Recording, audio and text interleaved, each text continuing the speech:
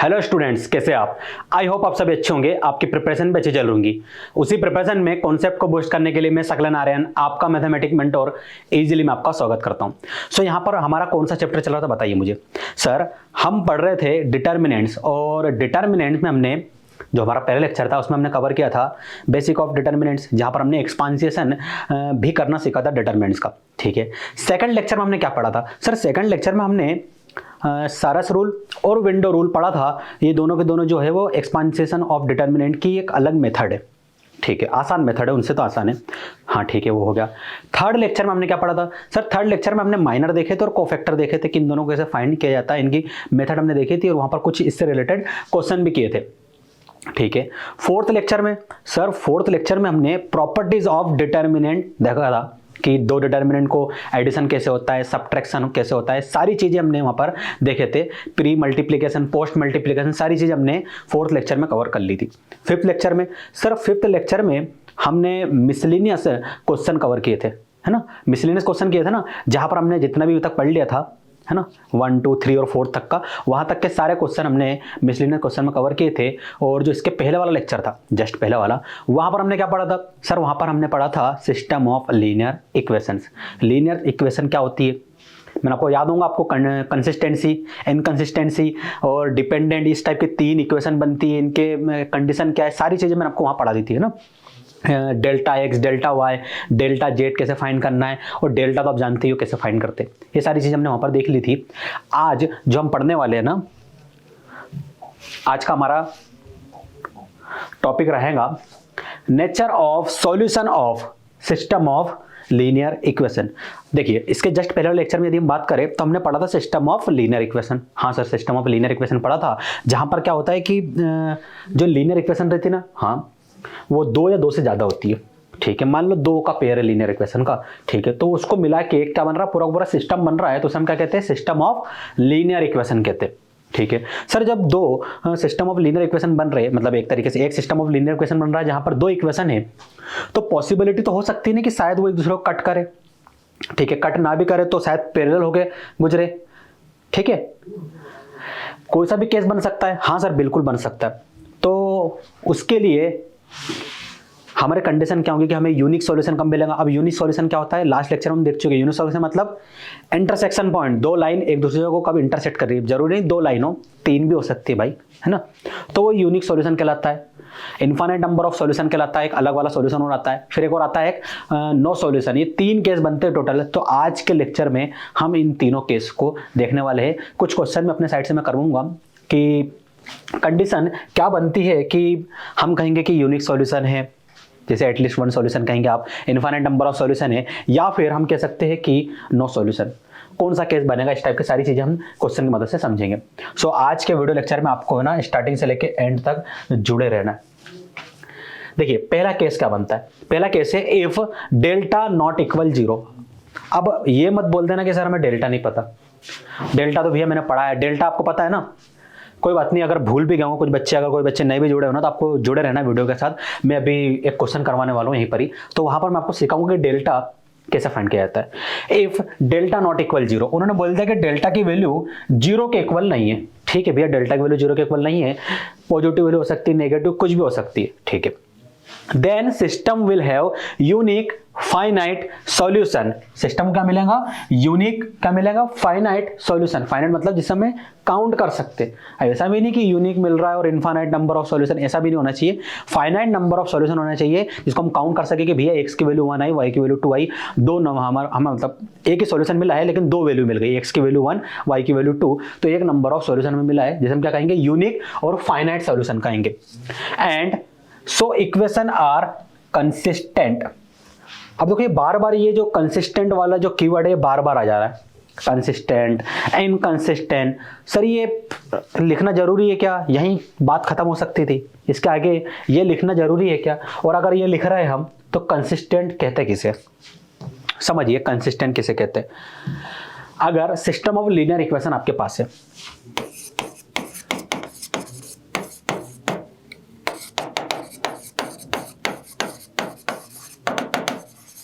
System of linear equation आपके पास है, मान लेते हैं हम कि आपके पास सिस्टम ऑफ लीनियर इक्वेशन है a1x plus b1y is equal to 0, a2x plus b2y is equal to 0। हाँ सर, ये हो गया। अब आपके पास सिस्टम ऑफ लीनियर इक्वेशन है, ठीक है सर। अब मान लीजिए कि ये जो लाइन है ना, हाँ, वो एक दूसरे को कट कर रही, तो ये भी एक लाइन की इक्वेशन है, ये भी एक लाइन की इक्वेशन है। अब यदि मैं इनका ग्राफ बनाऊंगा तो ऑब्वियसली इनका ग्राफ बन जाएगा। मान लेते हैं कहीं पर भी कहीं ना कहीं एक दूसरे को ये किसी पॉइंट पर कट कर रही है। हाँ सर, तो जो पॉइंट पे ये कट कर रही है, मान लो ये वाला सिनेरियो बन रहा है कि ये कट कर रही है, इसे मैं क्या कहूंगा? आप कहेंगे सर ये इंटरसेक्शन पॉइंट रहेगा। क्या बनेगा? ये इंटरसेक्शन पॉइंट।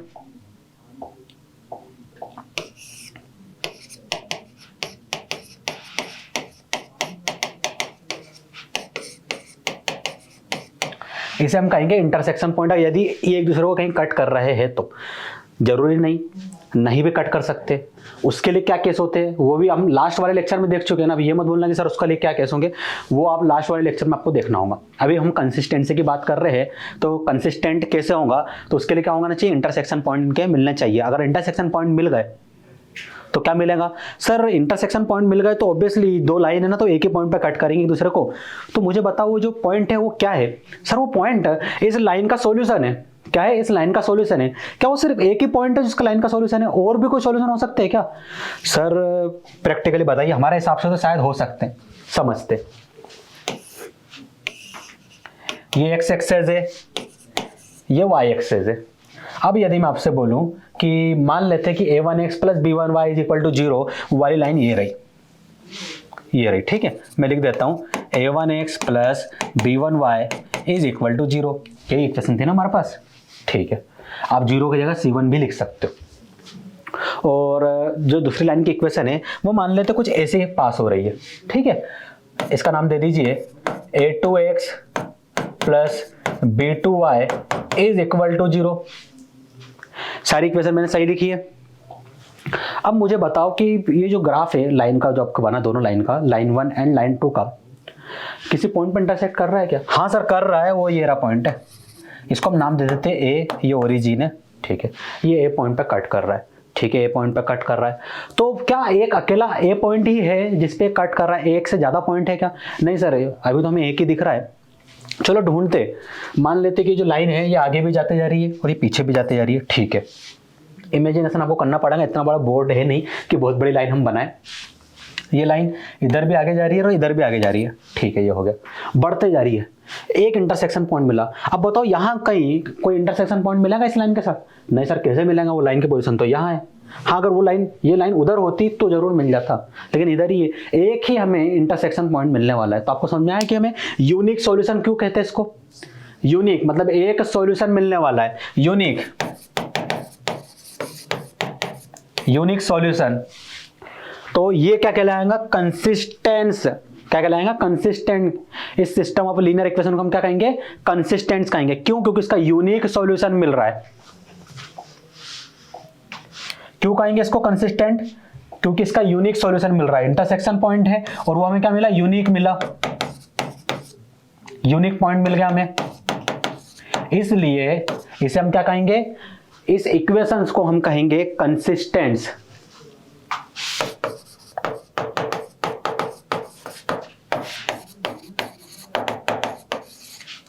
Consistence equation. तो ये जो बार बार वर्ड आ रहा था ना, कंसिस्टेंट इक्वेशन, हमने लास्ट लेक्चर में भी देखा था। Consistent equation, non consistent equation, consistent, non consistent. समझ में आ गया आपको? ये कीवर्ड का मतलब समझ में आया? तो भैया इसका मतलब ये था कि अगर कहीं लिखा हुआ है कि ये system of linear equation consistence है, तो आपको समझ जाना है कि सर उसका यूनिक सॉल्यूशन मिलने वाला है या फिर यूनिक सॉल्यूशन है। बार बार बोलने की जरूरत नहीं। और मान लीजिए कहीं सिस्टम ऑफ लीनियर इक्वेशन दे दिया जाता है, ठीक है सर, और बोल दिया गया कि भैया इसका यूनिक सॉल्यूशन है, ठीक है, तो आप समझ जाएंगे कि सर ये यदि इसका यूनिक सॉल्यूशन है तो बाय डिफॉल्ट ये क्या है? कंसिस्टेंट है। क्या है? कंसिस्टेंट। क्लियर हुई चीजें? आगे बढ़ते हैं। हाँ, ये जो डेल्टा है नॉट इक्वल 0, ये भी मैं समझा देता हूँ। एक एग्जांपल ले लेते हैं हम, तो उस पर बेस्ड इस क्वेश्चन को कर लेंगे, तो उससे आपको समझ में आएगा कि हाँ भैया डेल्टा। कुछ बच्चों को यहाँ पर डाउट हो रहा होगा जो नए जुड़े होंगे, बाकी को तो पता ही है डेल्टा क्या होता है। समझिए, एक क्वेश्चन ले लेता हूँ मैं। यदि मैं आपसे बोलूँ x plus y is equal to 0, क्या है ये? सर ये तो लाइन की इक्वेशन है, ये तो हम आसानी से बता सकते हैं। एक और लाइन की इक्वेशन हम ले लेते हैं, क्योंकि हमें सिस्टम ऑफ लीनियर इक्वेशन चाहिए sir. x minus y is equal to 0। ये क्या है सर? ये भी लाइन की इक्वेशन है, ठीक है। अब यहां पर दो लाइन एक साथ लिखी हुई है, तो इसे हम क्या कहेंगे बताओ? अभी बताया मैंने आपको सर, इसे हम कहेंगे सिस्टम ऑफ लीनियर इक्वेशंस। क्या कहेंगे? System of linear equations.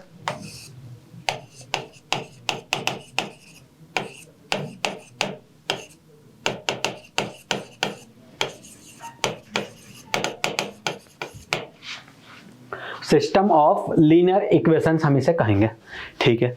ये हो गया सर। इसका तो हम सॉल्यूशन आसानी से बता सकते हैं, हमें वो डेल्टा वाली मेथड की जरूरत नहीं है।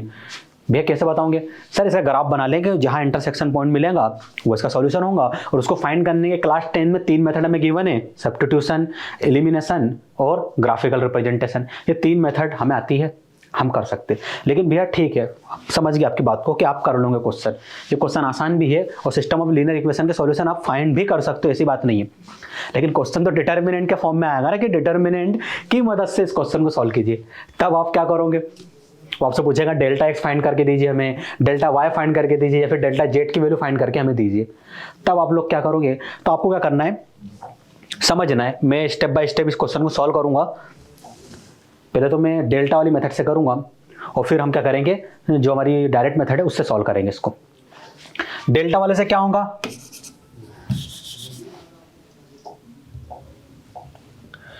अगर मैं इसका डेल्टा लिखूं तो डेल्टा क्या हो जाएगा सर? डेल्टा यदि इसका हम लिखेंगे तो यहां पर यदि हम समझे तो हमने जो डेल्टा का जनरल फॉर्म देखा था उसमें हम क्या कर रहे थे सर? उसमें हम कर रहे थे कि हमारे पास a1x plus b1y is equal to c1 था, ठीक है।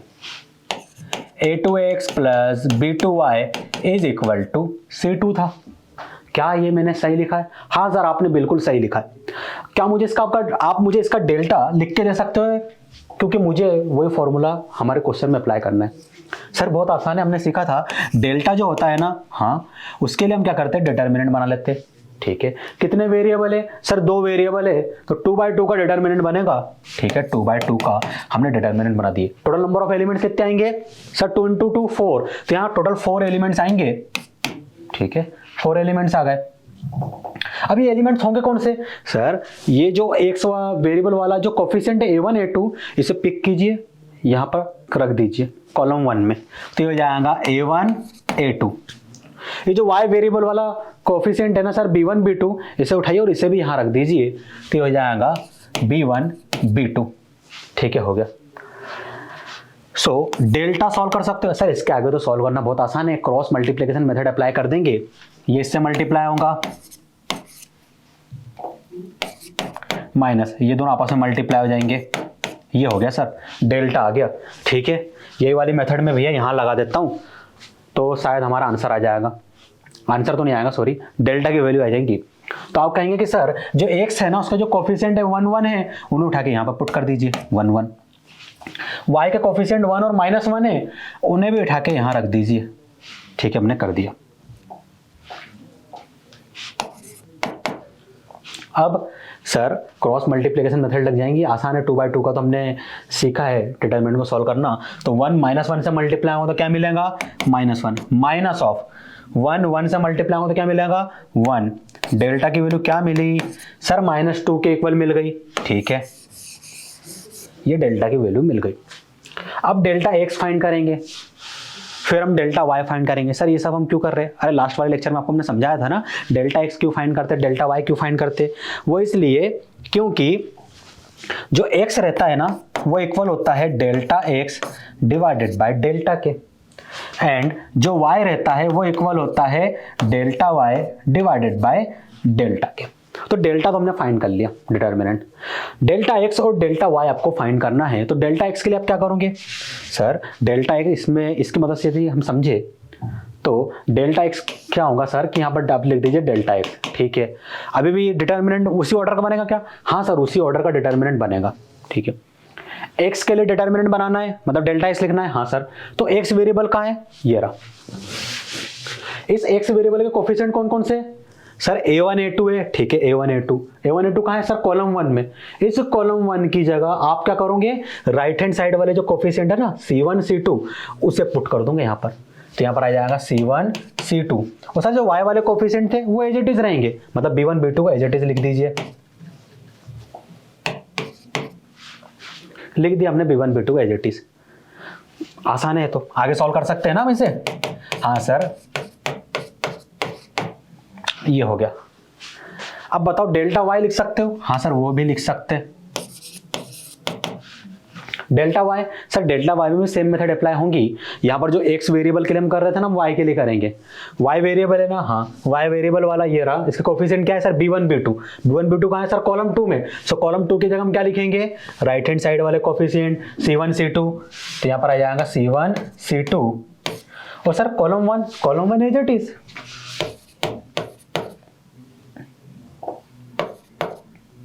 तो delta y is equal to क्या हो जाएगा? A1 C2 minus A2 C1, क्या होगा? A2 C1। ये हो गया। डेल्टा x डेल्टा y हमने निकाल दिया। अब सर यही वाले मेथड को हम यहां पर अप्लाई करेंगे। सो यहां से भी डेल्टा x निकल जाएगा एंड डेल्टा y भी आसानी से हम निकाल सकते हैं। ठीक है, करके देखते हैं। डेल्टा x क्या करूंगा मैं? सर जो x वाले वेरिएबल कोफिशिएंट क्या थे सर? 1 1 1 1 कहाँ है? कॉलम 1 में। इस कॉलम 1 की जगह हम क्या पुट कर देंगे? राइट हैंड साइड वाले कोफिशिएंट क्या है? 0 0 पुट कर दीजिए, 0 0 कर दिया। कॉलम 2 एज इट इज 1 -1, ये हो गया। क्या इसका एक्सपेंसेशन आप ओपन कर सकते हो, मतलब इसका एक्सपेंसेशन कर सकते हो? सर बहुत आसान है, 2/2 का तो सबसे आसान है। -1 मल्टीप्लाई होगा 0 से, क्या मिलेगा? 0 माइनस 0 मल्टीप्लाई होगा 1 से, क्या मिलेगा सर? फिर 0। तो डेल्टा x क्या मिला आपको सर? सर डेल्टा x तो 0 मिल गया, यही था। डेल्टा y निकाल सकते क्या सर? सेम मेथड अप्लाई करेंगे, डेल्टा y भी निकल जाएगा। ठीक है, अप्लाई करते हैं।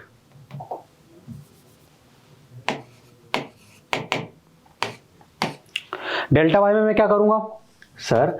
डेल्टा y में हम क्या करेंगे? y वाले जो कोफिशिएंट है ये रहे 1 और -1, कहाँ है सर? 1 -1 कॉलम 2 में सर, कॉलम 2 में। तो जो कॉलम 2 है ना, उसे आप रिप्लेस कर दोगे राइट हैंड साइड वाले कोफिशिएंट से, क्या है? 0 0।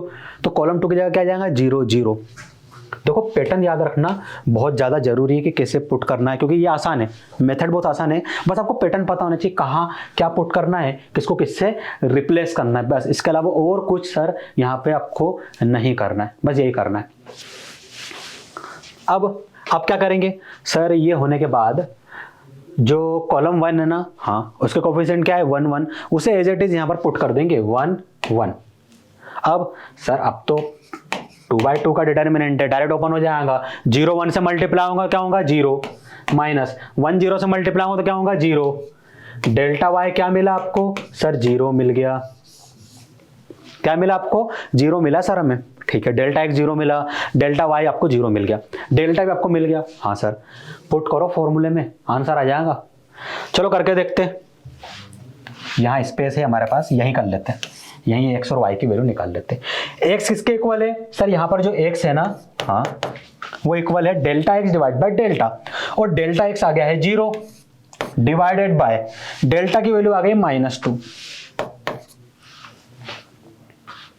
क्या आएगा बताओ मुझे सर? हमको पढ़ाया गया है कि 0 को किसी भी रियल नंबर से मल्टीप्लाई कर दो वो 0 ही मिलेगा, और सेम प्रॉपर्टी यदि हम डिवीजन के लिए अप्लाई करें तो भी हो जाएंगी। 0 को यदि किसी भी नंबर से डिवाइड करो तो भी हमें 0 ही मिलने वाला है। क्या मिलेगा? 0 ही मिलेगा। ठीक है, अब ये क्यों होता है उस पर हम बाद में बात करेंगे। वैसे इस पर मैंने एक शॉर्ट भी बनाया है कि 0 किसी भी नंबर से यदि हम डिवाइड करें हमें हमेशा 0 मिलता है, मल्टीप्लाई करें तो भी हमेशा हमें 0 मिलता है। क्यों मिलता है? तो इस पर शॉर्ट्स बन चुका है, आप चाहे तो शॉर्ट्स जो हमारे हैं चैनल के वहाँ पर जाके चेक कर सकते हैं ना। इस पर हम बाद में बात करेंगे, थोड़ा लेक्चर का जो हमारा है टॉपिक उससे हम भटके ना, है ना। तो 0 डिवाइड बाय -2 सर ये हो जाएगा 0। ठीक है, ये लिख देते हैं 0। y के लिए बताओ सर? y के लिए भी सेम फॉर्मूला अप्लाई करेंगे। y इज इक्वल टू हो जाएगा delta y divided by delta, और डेल्टा y की वैल्यू आ गई है 0 और डेल्टा की वैल्यू है -2, सो y इज इक्वल टू हो जाएगा 0। क्या मिला? 0 मिल गया सर। एक्स की वैल्यू क्या मिली सर 0, वाई की वैल्यू क्या मिली सर वो भी हमें मिल गई है 0। ठीक है, एक्स और वाई दोनों की वैल्यू हमें 0 मिल गई है। तो क्या ये यूनिक सॉल्यूशन है क्या? चलो मैं यहाँ लिख देता हूँ एक्स कोमा वाई, यही सॉल्यूशन होता है ना। हाँ सर, क्या मिला ये सर, एक्स की वैल्यू मिल गई है 0 और ये भी मिल गया है 0, ये सॉल्यूशन है। क्या सिर्फ एक सॉल्यूशन मिला है? हाँ सर, एक ही मिला है हमें सॉल्यूशन। तो ये किस कैटेगरी में आएगा सर? ये आ जाएगा यूनिक सॉल्यूशन की कैटेगरी में, क्योंकि दिख रहा है ना यूनिक सॉल्यूशन है, सिर्फ एक ही सॉल्यूशन है। यही हुआ है ना हमारे साथ? हाँ sir.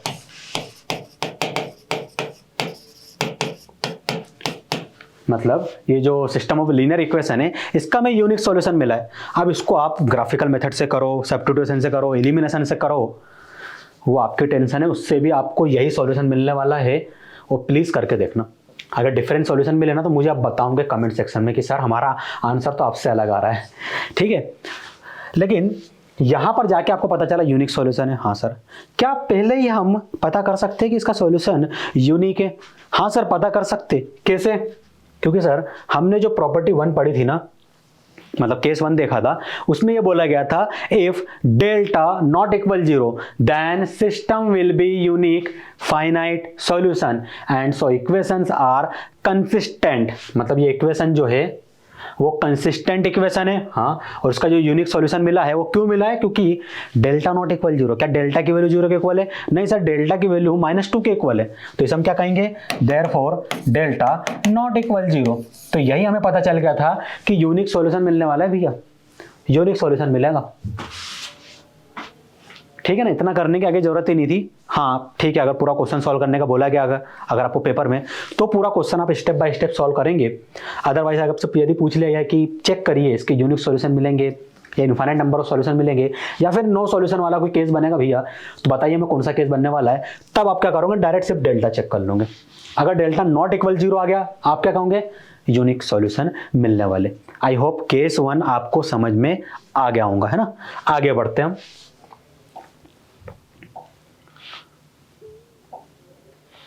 Nature of solution of system of linear equation का हमारे पास केस 2 है। पढ़िए केस 2 में क्या बोला गया है? If delta is equal to 0। अभी डेल्टा नॉट इक्वल 0 था ना? हाँ सर। अब भैया उनने रख दिया डेल्टा को 0। अब जैसे ही डेल्टा को 0 के इक्वल पुट किया तो केस 2 में भी 2 केस बन गए, शायद 2 या 3 जितने ही बनेंगे आ जाएगा, ABC टाइप का नंबर आ जाएंगे।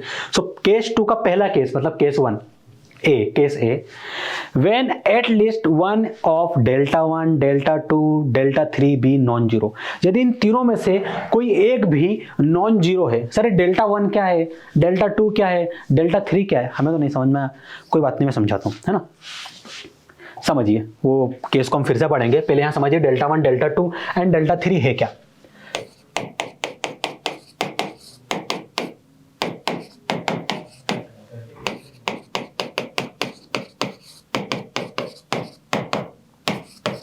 आप लोग सोच रहे होंगे सर क्या लिख रहे हो, तो देख के समझ में आ गया होगा कि सिस्टम ऑफ लीनियर इक्वेशन लिखी जा रही है। 2 इक्वेशन हो चुकी है।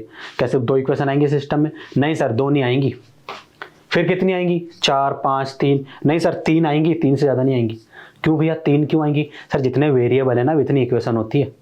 अच्छा ऐसा कुछ है क्या? हाँ सर ऐसा ही कुछ है। तो यहाँ पर आ जाएगा a3x plus b3y plus c3z is equal to d3। ये बन गया सिस्टम ऑफ लीनियर इक्वेशंस।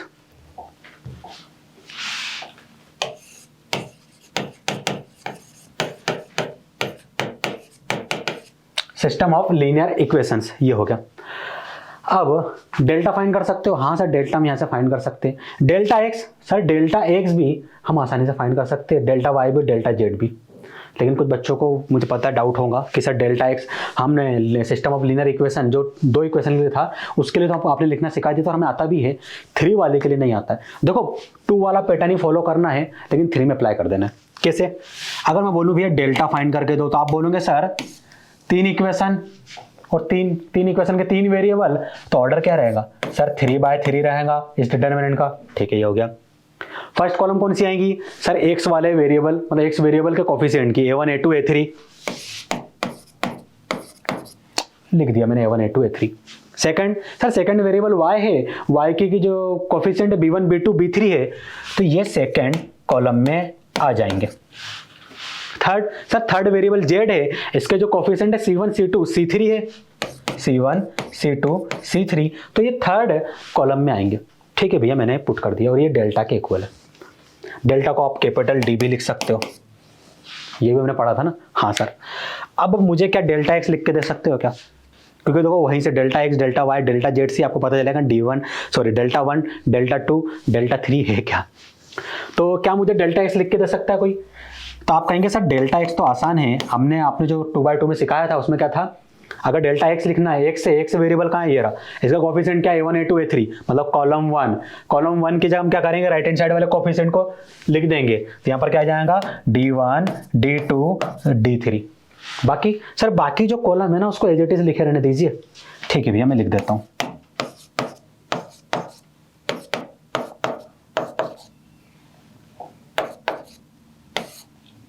ये हो गया, ये डेल्टा एक्स है ना। हाँ सर, ये डेल्टा एक्स है।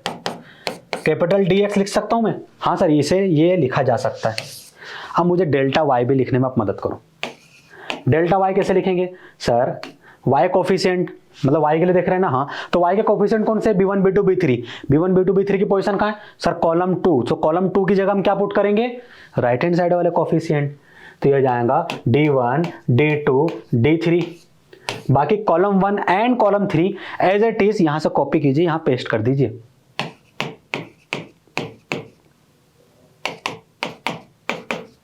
ये हो गया। ये क्या है सर? ये डेल्टा वाई है, इसको आप डी वाई भी बोल सकते हो। ठीक है भैया, मैंने डी वाई लिख दिया। Delta Z, sir delta z में भी सेम पैटर्न अप्लाई करेंगे। वाई वेरिएबल हो गया, जेड की जगह मैं वाई बोल रहा था। जेड वेरिएबल है, जेड वेरिएबल के कोफिशिएंट हमारे पास है C1 C2 C3। C1 C2 C3 है कॉलम 3 में, इस कॉलम 3 की जगह हम पुट कर देंगे राइट हैंड साइड वाले कोफिशिएंट D1 D2 D3। और कॉलम 1 एंड कॉलम 2 सर उसे एज इट इज पुट कर दीजिए, A1 A2 A3 B1 B2 B3। ये हो गया। ठीक है, सो इसे हम क्या लिख सकते हैं सर? इसे डेल्टा जेड लिख सकते हैं। सॉरी, डेल्टा जेड तो ऑलरेडी लिखा हुआ है, डी जेड लिख सकते हैं। ये हो गया। लेकिन सर बात आ रही थी कि डेल्टा 1 डेल्टा 2 एंड डेल्टा 3 है क्या? क्वेश्चन तो वहां से आ रहा था। चलो आपने ये बता दिया हमें, हम समझ गए कैसे लिखना है। तो भैया डेल्टा 1 और कुछ नहीं, डेल्टा एक्स ही है। इसको आप डेल्टा 1 भी लिख सकते हो। डेल्टा 1 सर ऐसे तो हम D1 भी लिख सकते हैं। हाँ बिल्कुल लिखिए। और डेल्टा 2 ये रहा सर, इसे हम D2 भी लिख सकते हैं। हाँ लिख दीजिए इसे। सर इसे डेल्टा 3 लिखेंगे। अब तो पैटर्न समझ में आ गया है, और D3 लिख देंगे। आया समझ में? डेल्टा 1 किसको रिप्रेजेंट कर रहा है? डेल्टा एक्स को। डेल्टा 2 सर डेल्टा वाई को, एंड डेल्टा 3 डेल्टा जेड को रिप्रेजेंट कर रहा है। चलो हम आगे बढ़ते। केस 1 में क्या था? डेल्टा नॉट इक्वल 0, तो यूनिक सॉल्यूशन मिल गए, बात वहीं खत्म हो गई थी।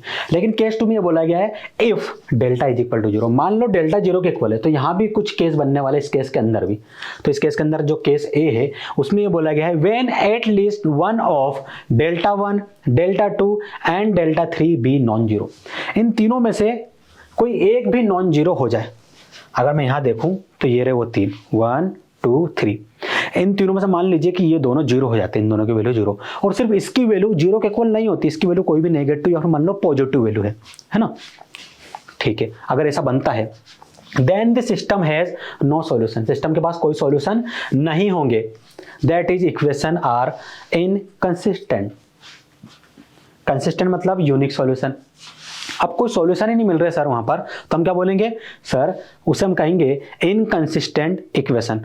और नो सॉल्यूशन वाला जब हम क्या हमारा केस बनता है सिस्टम ऑफ लीनियर इक्वेशन में, इतना आपको ध्यान रखना है बस।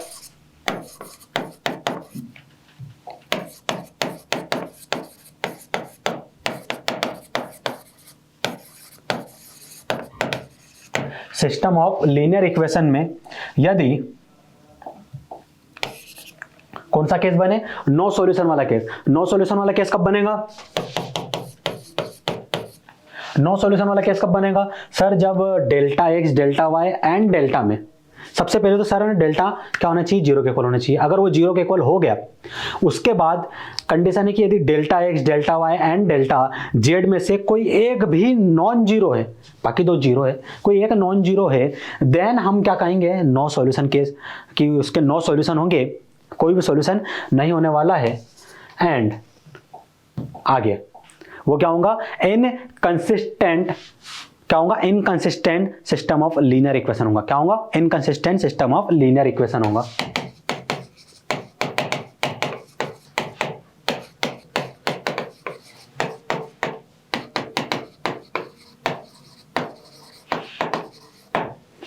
क्या होगा, inconsistent system of linear equations होगा। आसान था, ठीक है, चीजें आसान थी ना। हम बेवजह में कॉम्प्लिकेटेड बना देते चीजों को कितनी आसान थी। आगे बढ़ते हम।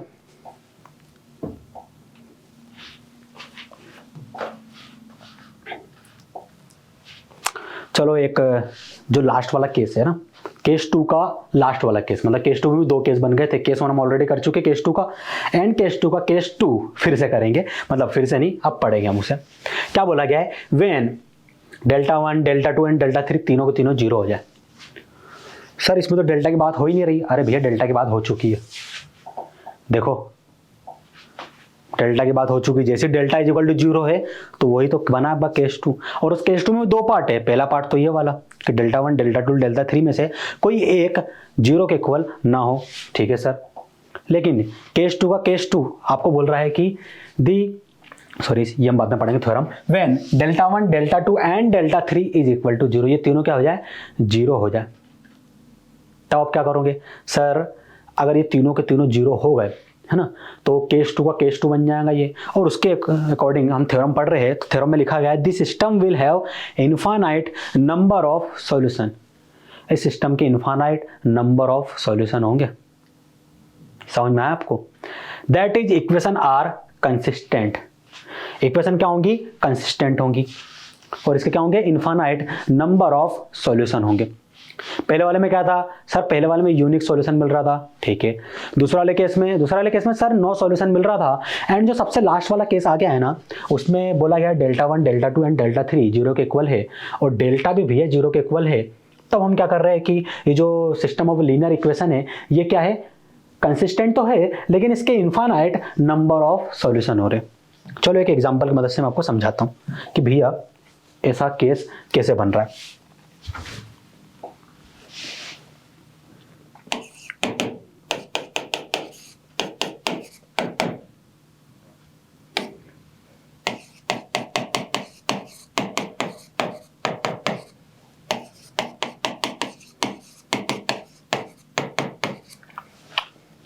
ये जो मैंने लिखा है वो क्या है sir, system of linear equation है, ठीक है। और बेहतर तरीके से sir system of linear equation है, ठीक है भैया, इन 3 वेरिएबल। और अच्छा आपने इसको एक्सप्लेन कर दिया कि system of linear equation in 3 variable. अब भैया मेरा मन कर रहा है कि मैं आपसे पूछूं कि इसके मुझे सॉल्यूशन बता दूं, नंबर ऑफ सॉल्यूशन। आप कहोगे कि sir number of solution 3 variable 3 equation है, तो इसको हम सब्स्टिट्यूशन, एलिमिनेशन और ग्राफिकल रिप्रेजेंटेशन से करेंगे। वैसे बात तो सब्स्टिट्यूशन एलिमिनेशन में बहुत ज़्यादा कॉम्प्लिकेटेड हो जाएगा, और ग्राफिकल रिप्रेजेंटेशन मदद से करेंगे तो थोड़ा सा आसान होगा। लेकिन भैया मुझे तो चाहिए कि आप डिटर्मिनेंट से इसको करके बताओ मुझे कि इसका कौन से सॉल्यूशन मिलेंगे। तो आप बोलोगे सर डिटर्मिनेंट में ना सर 2 केस बनते। पहला केस जो रहता है उसमें बोला गया कि डेल्टा नॉट इक्वल जीरो, तो यूनिक सॉल्यूशन मिल जाता है। एंड जो दूसरा केस है उसमें बोला जाता है कि delta is equal to zero. जो दूसरा केस है सर, अगर उसमें delta is equal to zero मिल जाता है, अगर डेल्टा नॉट इक्वल जीरो है तो पहले वाले केसेस के यूनिक सॉल्यूशन मिल जाएंगे। लेकिन मान लेते हैं कि delta is equal to zero यहाँ पर मिल जाता है, तो उस delta is equal to zero में भी 2 केस और बनेंगे। पहला वाला कि delta x, delta y and delta z में से कोई एक भी यदि जीरो के इक्वल नहीं है तो नो सॉल्यूशन, और यदि तीनों जीरो के इक्वल आ गए तो इनफाइनाइट नंबर ऑफ सॉल्यूशन। तो भैया मुझे बताओ कि कैसे करेंगे। तो आप बोलोगे सर अगर हम पीछे जाए रिवर्स तो 2 ही केस बन रहे हैं, और दोनों के दोनों केस डिपेंड कर रहे हैं डेल्टा पर। अगर डेल्टा नॉट इक्वल जीरो तो यूनिक सॉल्यूशन मिलेगा, सॉल्व कर लेंगे, एक्स और वाई की जेड की तीनों की यूनिक वैल्यू मिल जाएंगी। लेकिन यदि delta is equal to zero मिल गया तो sir delta is equal to zero मिल गया तो और 2 केस बनेंगे। लेकिन पहले चेक कर लेते हैं डेल्टा को, क्योंकि डेल्टा पे सारी चीज़ें डिपेंड कर रही है, तो हम डेल्टा को फाइंड करेंगे। कैसे फाइंड करोगे डेल्टा को? सर ये लिख देंगे हम डेल्टा, 3 वेरिएबल है ना, तो 3/3 का डिटर्मिनेंट बनेगा। ये बना दिया हमने 3/3 का डिटर्मिनेंट। फर्स्ट वेरिएबल के कोफिशिएंट फर्स्ट कॉलम में आ जाएंगे, सेकंड वेरिएबल के सर सेकंड कॉलम में, थर्ड के थर्ड कॉलम में आ जाएंगे। अब आगे मैं क्या करूंगा सर, आगे तो उसका एक्सपांसेशन करना है और कुछ नहीं है। कुछ है क्या इसमें? नहीं सर, और कुछ भी नहीं है, इसका एक्सपांसेशन करना है। ठीक है, करते हैं हम। कॉलम 1 या रो 1 किसका करस्पॉन्डिंग इसको ओपन करूं? सर रो 1 का करस्पॉन्डिंग ओपन कर दीजिए, वो हमारे लिए आसान है। ठीक है, रो 1 का करस्पॉन्डिंग ओपन करेंगे तो यहाँ पर प्लस साइन, यहाँ पर माइनस और यहाँ प्लस। एक्सपांसेशन कर रहा हूँ, ये आता है आपको है ना, मैं डायरेक्ट करवाऊंगा, मतलब इतना डिटेल में नहीं समझाऊंगा इसको, ये मैं ऑलरेडी समझा चुका हूँ आपको। सो 1 के साथ क्या है, प्लस साइन, तो यहाँ पर माना जाएगा 1 वाली रो 1 वाले कॉलम को डिलीट करेंगे तो 2 2 3 3 इसके सब डिटर्मिनेंट बन जाएंगे। फिर 1 के साथ माइनस साइन है तो यहाँ पर आ जाएगा -1। इस 1 वाली कॉलम और 1 वाली रो को डिलीट करेंगे तो 2 2 3 3 हमें फिर यहाँ मिल जाएगा। फिर क्या करेंगे सर, फिर जो 1 है उसके साथ प्लस साइन है तो यहाँ पर आ जाएगा +1। ठीक है, ये आ गया। इस 1 वाली रो को 1 वाले कॉलम को डिलीट करेंगे तो ये मिल गया हमें सब डिटर्मिनेंट, इसे पुट कर देंगे यहाँ पर 2 2 3 3, ये हो गया। Delta is equal to 1। 2/2 का डिटर्मिनेंट है, आसानी सॉल्व कर सकते हो ना? हाँ सर, क्रॉस मल्टीप्लिकेशन करना, डायरेक्ट कर दीजिए। 2 × 3 6 माइनस 3 × 2 6 -1, 2 × 3 6, 3 × 2 6 +1, 2 × 3 6, 3 × 2 6, ये हो गया। यहां समझिए, 6 से 6 कैंसिल, हाँ सर 6 से 6 कैंसिल, 6 से 6 cancel. So delta is equal to क्या मिला, 1 × 0 -1 × 0 +1 × 0, यही मिला ना आपको? एक बार चेक कर लेते हैं। 1 × 0 -1 × 0 +1 × 0, हाँ सर डेल्टा तो हमें यही मिल गया। तो 1 × 0 क्या होगा सर, ये 0 होगा, ये भी 0 होगा और ये भी 0 होगा। क्या मिलेगा सर, 0 मिल जाएगा। भैया डेल्टा इज इक्वल टू 0 मिल गया है तो क्या यूनिक सॉल्यूशन मिलेगा क्या? नहीं सर, यूनिक सॉल्यूशन तो नहीं मिलने वाला। अब डेल्टा इज इक्वल टू 0 मिला है ना, तो 2 केस बनेंगे सर। कौन कौन से? केस 2 के भी 2 केस बन जाएंगे। केस 2 में 2 केस हमने देखे थे, चलो मैं यहाँ लिख देता हूँ ताकि आपको चीजें याद रहे। केस 2 में हमने 2 केस देखे थे सर, कि केस 2 के अकॉर्डिंग ये 1 हो गया। अभी है केस 2। केस 2 के according delta is equal to 0, जैसे डेल्टा इज इक्वल टू 0 मिल जाए तो केस 2 का second case delta 1, delta 2, delta 3 भी यदि 0 के इक्वल मिल जाए तो आप क्या कहोगे, इनफाइनाइट नंबर ऑफ सॉल्यूशन है।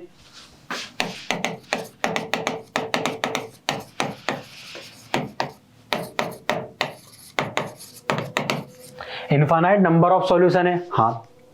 और यदि डेल्टा 1, डेल्टा 2 एंड डेल्टा 3 में से कोई एक भी 0 हो जाए तो डेल्टा 1, डेल्टा 2 एंड डेल्टा 3 में कोई एक भी 0 हो जाए तो क्या होगा सर, नो सॉल्यूशन वाला केस बनेगा। ये तो क्या होगा, नो सॉल्यूशन वाला केस। यही चीज पढ़ी थी ना हमने? हाँ सर, यही चीज पढ़ी थी। तो अब क्या फाइंड करना है हमें सर? डेल्टा फाइंड हो गया ना? हाँ। अब सारी चीजें डिपेंड कर रही है डेल्टा 1, डेल्टा 2 एंड डेल्टा 3 पर। तो मुझे कोई बता सकता है कि डेल्टा 1, डेल्टा 2 एंड डेल्टा 3 की वैल्यू क्या आने वाली है? देख के बता सकते हो क्या सर? देख के कैसे बताएं? देख के कैसे बताएं? देख के बताओ, थोड़ा सा सोचो, फिर मैं करवाऊंगा सॉल्व, है ना, फिक्र मत करो। मुझे तो जहां तक देख के पता चल रहा है डेल्टा 1 भी 0 मिलेगा, डेल्टा 2 भी 0 मिलेगा एंड डेल्टा 3 भी 0 मिलेगा। सर कैसे बताया आपने? चलो समझाता हूं आपको मैं ना, बोर्ड पे ध्यान देना आपको। डेल्टा 1 लिख सकते हो? हाँ सर, डेल्टा 1 मतलब डेल्टा x ही होता है। ठीक है, ये भी 3/3 का डिटर्मिनेंट ही बनेगा। हाँ सही बोला आपने। डेल्टा x मतलब सर x वाले जो कोफिशिएंट है 1 2 3 कहां पर है? ये कॉलम 1 में है। इस कॉलम 1 की जगह हम क्या करेंगे, राइट हैंड साइड वाले कोफिशिएंट 1 2 3 को पुट कर देंगे। कर दीजिए 1 2 3 को पुट। बाकी column 2 column 3 sir, column 2 column 3 as it is आ जाएंगी। ठीक है, पुट कर दीजिए।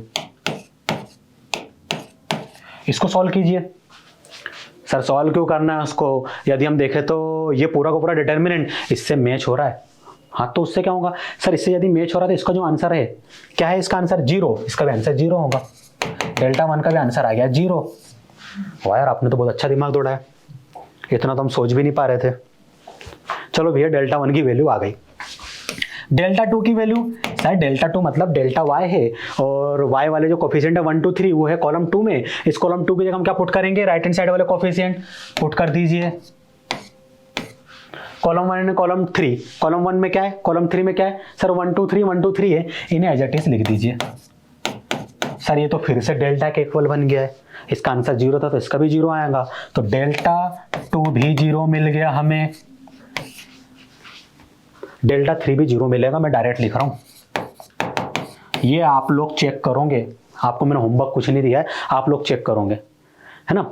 डेल्टा 3 0 कैसे हुआ, और अगर नहीं समझ में आया तो प्लीज हमसे पूछिए। डेल्टा 3 मतलब कुछ नहीं, 1 2 3 ये लास्ट वाली कॉलम में, इसकी जगह वापस यही पुट करेंगे, सेम हमें डिटरमिनेंट मिलेगा, इसकी वैल्यू 0 आ रही है, 0 पुट कर दिया और कुछ नहीं किया मैंने। तो डेल्टा 1 डेल्टा 2 एंड डेल्टा 3 भी हमें 0 मिल गए, and delta 1 delta 2 and delta 3 क्या मिले ये आपको सर 0 मिल गए। तो कौन सा केस बन रहा है सर, यहां पर यदि हम देखें तो डेल्टा 1 डेल्टा 2 डेल्टा 3 में से कोई एक भी 0 हो जाए तो, एक मिनट यहां थोड़ी सी मैंने गलती कर दी है, इसको आप थोड़ा करेक्ट कर लेना। कोई भी एक भी 0 नहीं है, मतलब डेल्टा 1 डेल्टा 2 डेल्टा 3 में मान लो डेल्टा 3 नॉट इक्वल 0 है, बाकी 2 0 के इक्वल है, ये बोला गया। हाँ सही लिखा है मैंने, पहले लिख दिया था 0 हो जाए, थोड़ा सा गलत हो गया था, आप उसको करेक्ट कर लेना।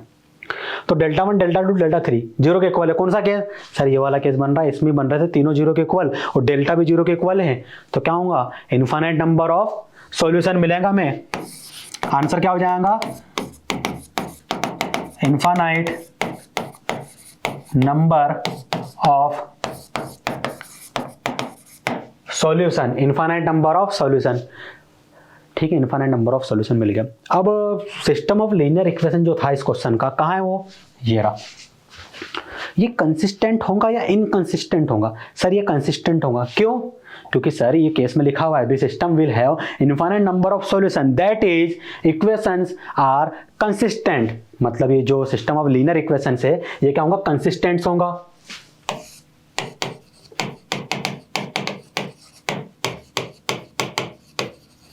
कंसिस्टेंट सिस्टम होगा। उम्मीद करता हूं कि आपको मैंने जो केस 1 एंड केस 2 समझाया उस पर बेस्ट क्वेश्चन करवाया, सारी चीजें आपको समझ में आ गई होंगी। फिर भी यदि कोई डाउट रह जाता है किसी कॉन्सेप्ट में या फिर किसी क्वेश्चन में, सो प्लीज़ आप हमसे कमेंट सेक्शन में पूछिए, हमारी टीम बराबर वहाँ पर आपको रिप्लाई करेंगे ना। सो मिलते हैं नेक्स्ट लेक्चर में, थैंक यू।